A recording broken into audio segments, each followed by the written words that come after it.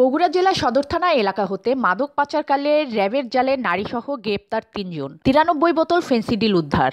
RAB ১২ CPSC Bogura camp গোপন সংবাদের ভিত্তিতে জানতে পারে যে রংপুর টু রাজশাহীগামী যাত্রীবাহী বাসে করে অবৈধ মাদকদ্রব্য ফেন্সিডিল ক্রয় বিক্রয়ের উদ্দেশ্যে বহন করিয়া বগুড়ার দিকে আসিতেছে।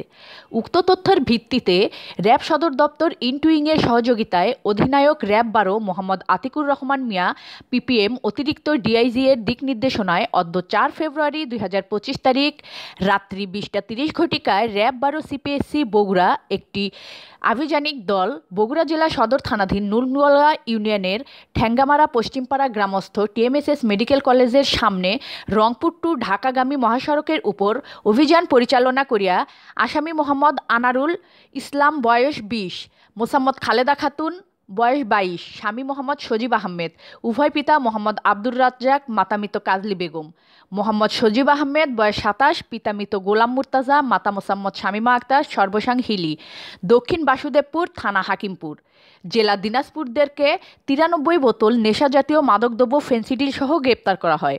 এর সময় ৫টি মোবাইল, 5টি সিম কার্ড ও একটি বোরকা উদ্ধার করা হয়। গ্রেপ্তারকৃত আসামিদের বিরুদ্ধে পরবর্তীতে আইনানুগ ব্যবস্থা গ্রহণের জন্য বগুড়া জেলা সদর থানায় সোপর্দ করা হয়। News desk Tanzil Akter Lucky. ওয়েবসাইটে বিডি2 নিউজ টিভি দেখতে লগ ইন করুন bd2news.com, Facebook page BD two news, YouTube BD two news. এতক্ষণ বিডি2 নিউজের সাথে থাকার জন্য আপনাদের সবাইকে ধন্যবাদ।